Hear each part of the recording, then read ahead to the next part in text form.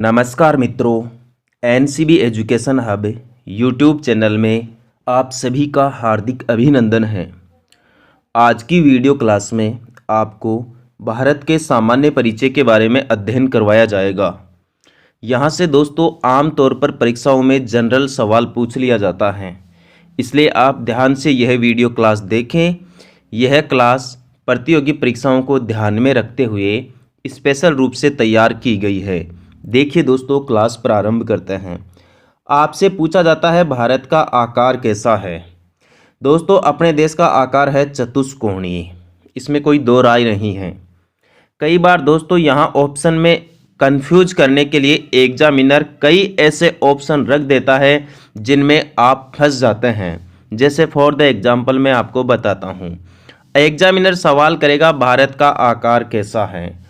Option में पहला ही option दे देगा विषम कोणीय चतुर्भुज, दूसरा दे देगा चतुष्कोणीय, और जो तीसरा है वह दे देगा त्रिभुजाकार, और जो चौथा है वह दे देगा अनियमिताकार। तो आपको जानकारी के लिए बता दूं, विषम कोणीय चतुर्भुज तो राजस्थान राज्य का आकार है, चतुष्कोणीय है भारत का आकार, जो त्रिभुजाकार है वो प्रायद्वीपीय भारत का आकार है, यह दक्षिणी भारत का आकार है, और जो अनियमिताकार है वह राजस्थान राज्य का आकार है। तो भारत राज्य का जो आकार है, भारत देश का जो आकार है वह है चतुष्कोणीय। तो अगला इंपॉर्टेंट क्वेश्चन इस प्रकार है, जैसे आपसे पूछ लिया जाए कि भारत का विस्तार कैसा है। दोस्तों, भारत के विस्तार में आमतौर पर दो प्रकार के सवाल पूछे जाते हैं। एक तो भारत का उत्तर से दक्षिण का विस्तार पूछा जाता है। तो भारत की उत्तर से दक्षिण की जो लंबाई है वह 3214 किलोमीटर है या 3214 किलोमीटर है। ये आंकड़ा आप विशेष रूप से ध्यान रखें। यदि अब तक किसी कंपटीशन एग्जाम में भारत के विस्तार के बारे में पूछा गया है तो जो ज़्यादातर सवाल है वो उत्तर से दक्षिण के विस्तार के पूछे गए हैं। तो याद रखना, भारत का उत्तर से दक्षिण का विस्तार है 3214 किलोमीटर। दूसरा जो इंपॉर्टेंट क्वेश्चन है वो दोस्तों इस प्रकार से पूछा जाता है कि भारत का पूर्व से पश्चिम का विस्तार कितना है।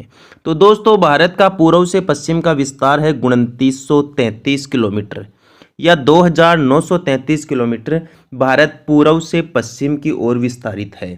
3214 किलोमीटर भारत उत्तर से दक्षिण की ओर विस्तारित है। यहाँ आपको विस्तार के अंदर कुछ और भी बातें याद रखनी है। जैसे आपसे पूछ लेगा भारत का उत्तरी बिंदु क्या है, इंदिरा कोल। पूछ लेगा भारत की मुख्य भूमि का दक्षिणी बिंदु क्या है, कन्याकुमारी। पूछ लेगा भारत की दक्षिणतम जमीन कौन सी है, तो दोस्तों यहाँ कन्याकुमारी से आगे इस वाले एरिया में स्थित है इंदिरा पॉइंट, जो ग्रेट निकोबार में स्थित है। वह भारत का दक्षिण में अंतिम बिंदु है भाई। और पूछे भारत में मुख्य भूमि का दक्षिणी बिंदु कौन सा है, कन्याकुमारी है। भारत का उत्तरी बिंदु कौन सा है, इंदिरा कोल है। ठीक है। पूछ लेगा भारत का पश्चिमी बिंदु क्या है भाई। दोस्तों, अपने देश का पश्चिमी बिंदु है सरक्रिक या फिर गोरमोता भी बोल सकते हैं आप। ये जो सरक्रिक द्वीप है ये गुजरात राज्य में है, और ये जो सरक्रिक द्वीप है भारत और पाकिस्तान के बीच में विवादित भी है। या फिर सरक्रिक की जगह ऑप्शन में गौर माता आ सकता है, जो भारत का पश्चिमी बिंदु है। भारत का जो पूर्वी बिंदु है इसमें दोस्तों या तो आपको ऑप्शन में मिलेगा किबिथु या फिर मिलेगा वालांगू। ये अरुणाचल प्रदेश राज्य में है भाई। तो अरुणाचल प्रदेश राज्य में भारत का पूर्वी बिंदु है किबिथु या वालांगू के नाम से। गुजरात राज्य में सरक्रिक के पास में है गौर माता, ये भारत का पश्चिमी बिंदु है।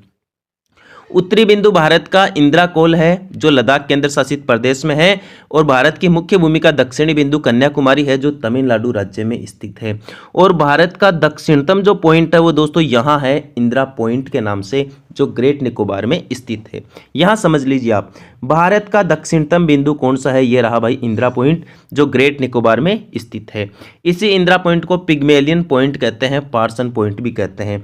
मुख्य भूमि का दक्षिणी जो बिंदु है वह दोस्तों कन्याकुमारी है, और ये कन्याकुमारी भारत के तमिलनाडु राज्य में स्थित है भाई, ये आप ध्यान रखना। पूछ लिया जाए भारत की कुल स्थलीय सीमा की लंबाई कितनी है, 15,200 किलोमीटर। भारत की टोटल स्थलीय सीमा की लंबाई, यहाँ गुजरात से लेकर ऊपर की ओर घूमते हुए यदि अपन पश्चिम बंगाल तक की दूरी तय करें ना, तो 15,200 किलोमीटर है मित्रों। जानकारी के लिए बता दूं, भारत में दो ऐसे राज्य हैं, गुजरात और पश्चिम बंगाल, जो दोनों प्रकार की सीमा बनाते हैं, स्थलीय सीमा भी और जलीय सीमा भी। आगे की जानकारी देखें। आगे की जानकारी मित्रों इस प्रकार से है। यदि आपसे सवाल यहाँ ये भी पूछा जा सकता है कि भारत की तट रेखा की लंबाई कितनी है भाई। तट रेखा की लंबाई है दोस्तों, टोटल तट रेखा की लंबाई है 7516.6 किलोमीटर।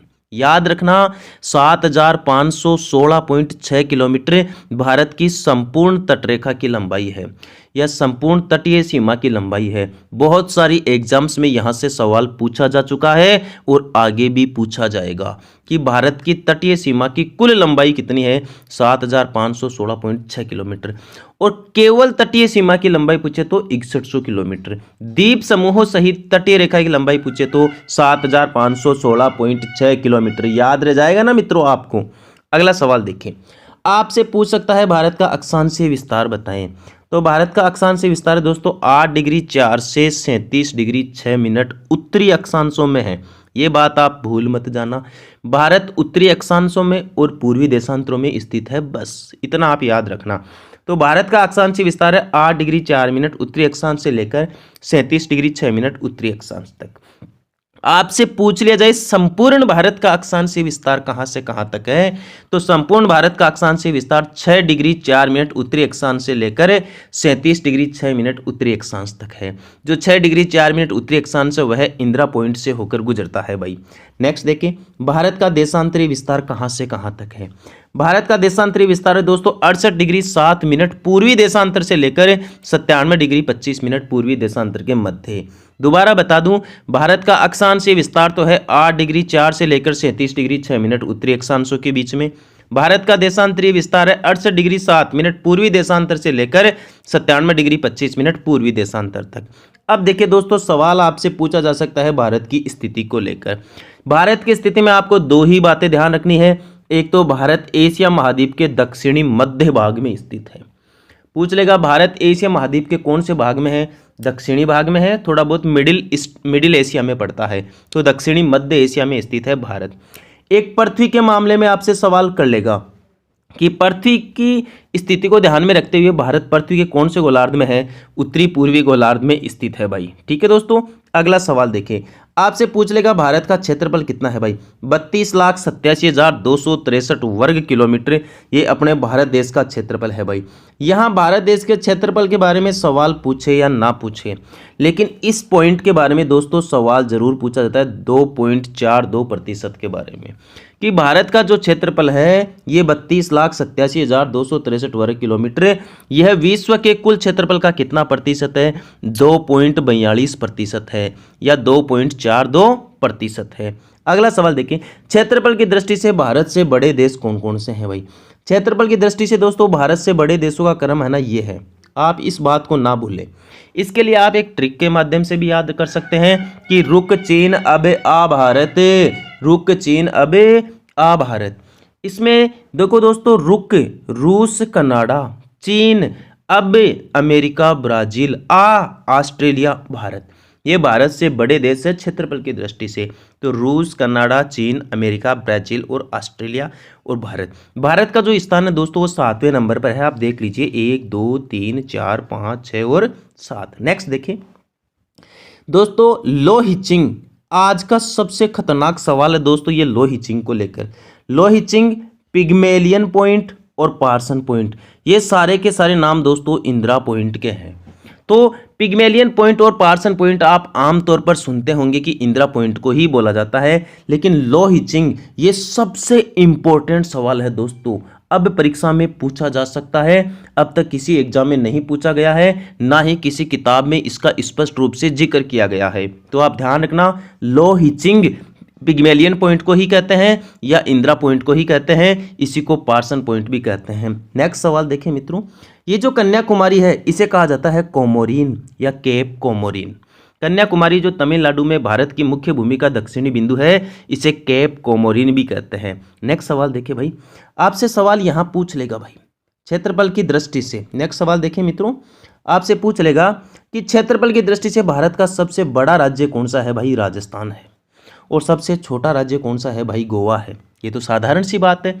क्षेत्रफल की दृष्टि से भारत का सबसे बड़ा राज्य राजस्थान और सबसे छोटा राज्य गोवा। जानकारी के लिए बता दूं, पहले क्षेत्रफल की दृष्टि से भारत का बड़ा जो राज्य है वो दोस्तों ये हुआ करता था मध्य प्रदेश। लेकिन सन 2000 में क्या हुआ, नवंबर 2000 में जब भारत में राज्यों का पुनर्गठन हुआ तब मध्य प्रदेश राज्य से अलग होकर एक छत्तीसगढ़ राज्य बना। तो छत्तीसगढ़ अलग कट गया मध्य प्रदेश से, तो सीधी सी बात है मध्य प्रदेश राज्य का क्षेत्रफल थोड़ा कम हो गया और उसी टाइम पर राजस्थान का जो एरिया है वो मध्य प्रदेश से ज़्यादा रह गया। तो यहाँ अब राजस्थान की स्थिति पूछी जाती है कि क्षेत्रफल की दृष्टि से भारत का सबसे बड़ा राज्य कौन सा है, राजस्थान। और क्षेत्रफल की दृष्टि से भारत का सबसे छोटा राज्य कौन सा है भाई, छोटा राज्य है गोवा। यहाँ केवल एक एक राज्य को ही याद करने से काम नहीं चलेगा मित्रों, आपको 4 बड़े राज्य याद रखने होंगे कि क्षेत्रफल की दृष्टि से भारत के 4 बड़े राज्य कौन से हैं। पहला राजस्थान है, दूसरा मध्य प्रदेश रह गया, तीसरा महाराष्ट्र और चौथा उत्तर प्रदेश। ध्यान रखना, सबसे बड़ा राज्य तो है राजस्थान, दूसरा बड़ा राज्य है मध्य प्रदेश, तीसरा बड़ा राज्य है महाराष्ट्र और चौथा बड़ा राज्य है उत्तर प्रदेश। यहाँ दोस्तों छोटे राज्य भी आपको याद रखने हैं, छोटे राज्यों के बारे में भी सवाल पूछा जा सकता है कि क्षेत्रफल की दृष्टि से भारत के 4 छोटे राज्यों के नाम बताएं। सबसे छोटा राज्य गोवा, दूसरा सबसे छोटा राज्य सिक्किम, उससे छोटा राज्य त्रिपुरा और उससे छोटा राज्य कौन सा है, नागालैंड। तो गोवा, सिक्किम, त्रिपुरा, नागालैंड ये भारत के 4 छोटे राज्य हैं। राजस्थान, मध्य प्रदेश, महाराष्ट्र और उत्तर प्रदेश ये भारत के 4 बड़े राज्य हैं।